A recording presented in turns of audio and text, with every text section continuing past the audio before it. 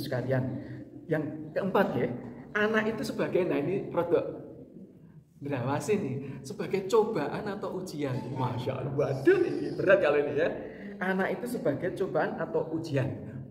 Di dalam Al-Quran Al-Anfal ayat 28, monggo mangke dibersani. Al-Anfal ayat 28. Allah ngendika, wa'lamu annama amwalukum wa auladukum fitnah. Nah, jelas kan? Gitu. Ketahuilah bahwa hartamu dan anak-anakmu itu hanyalah fitnah, cobaan, ujian.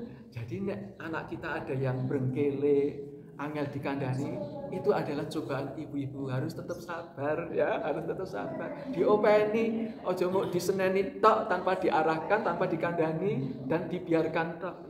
Harus diupayakan, diikhtiari, baik dengan ucapan dan tingkah laku kita dan doa kita. Biar lurus kembali, biar gak salah lagi, biar bener lagi. Harus seperti itu.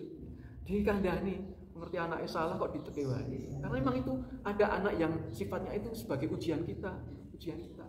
Mungkin ibu-ibu dan kita, saya sendiri juga merasakan dan gak bisa diceritakan dan gak perlu diceritakan pada orang lain.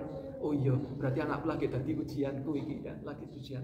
Banyak masalahnya, dari anak itu banyak masalahnya. Itulah ujian-ujian yang harus dilalui oleh orang tuanya, ibu-ibu semuanya. Harus dilalui. Jangan tidak dihiraukan, harus dihadapi dan dicari solusinya, diikhtiari. Itu jangan dibiarkan, karena anak loh ya, anak. Harus diusahakan. Harus ada usaha untuk ikhtiar, untuk membetulkan. Kalau nggak ada itu, kita biarkan salah, ya itu kita akan kena sendiri. Orang tuanya akan kena secara langsung. Meskipun seperti tadi saya bilang, dia itu solehnya seperti apa, taatnya pada Allah, menjalankan ibadah sampai dia bengkak kakinya.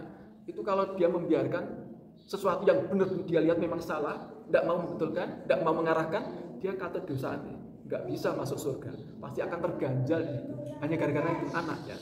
Dan anak nanti juga menuntut di akhirat.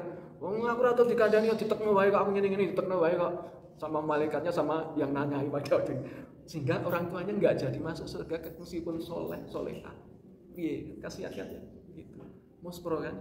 Jadi jangan pandang sepele terhadap hal-hal seperti itu. Maka kalau ada hal yang tidak benar di dalam keluarga kita, di anak kita, ya kita harus berikhtiar, ngomongi, ojo diteke, ngomongi harus. Ben wae, sampean kan ngerti dhewe. Yo nek ngerti dhewe, saya bablas nanti. Harus dikandani. Harus kita punya ikhtiar untuk memberi tahu kesalahannya itu, memberi tahu kekeliruannya itu. Kemudian juga dengan doa. Berikutnya adalah ini yang paling berat ibu sekalian, bahwa anak itu bisa menjadi musuh, aduh. Waduh, berat banget ini kalian.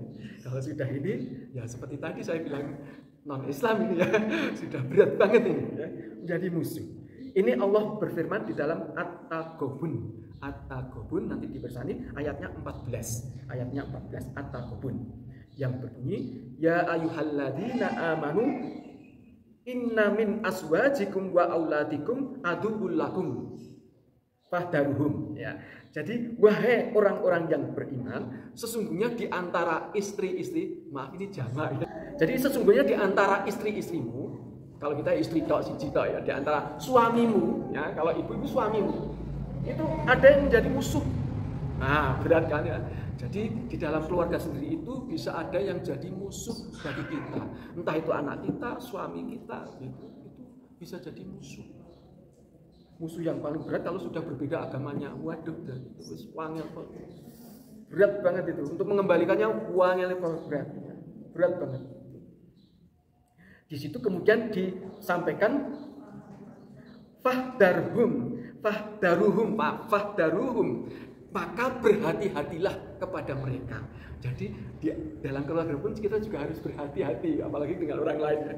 Sama keluarga sendiri aja, suami, anak itu kita harus berhati-hati. Karena apa? Ada yang bisa jadi musuh kita. Maka biar tidak jadi musuh ya harus kita perhatikan betul ya. Jangan sampai saya tadi bilang ngaji dewe, nang gini ngaji dewe tanpa memperhatikan keluarganya. Engko iso mbok kita jadi solehah tapi ada musuh di dalam selimut, ya kan?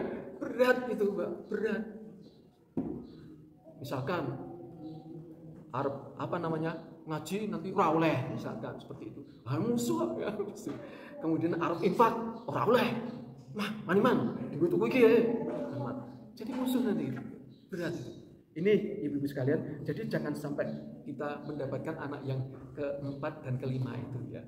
Jadi harus bisa mendapatkan anak kita jadi anak yang soleh dan soleha. Yang kedua, anak kita harus bisa jadi anak yang menyejukkan hati, ya, menyejukkan hati, menyenangkan. Jadi perhiasan dulu ya, jadi perhiasan yang menyenangkan hati.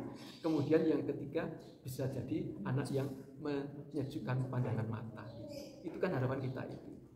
Kalau jadi fitnah ujian, semua orang pasti iya merasakan itu. Demikian dulu Bapak Ibu-ibu sekalian, saya kira cukup yang bisa saya sampaikan.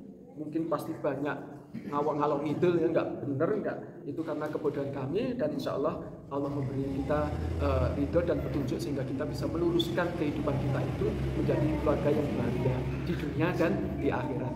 Demikian ya ibu-ibu ya semuanya. Saya kira demikian. Wabillahi taufiq wal hidayah. Assalamualaikum warahmatullahi wabarakatuh.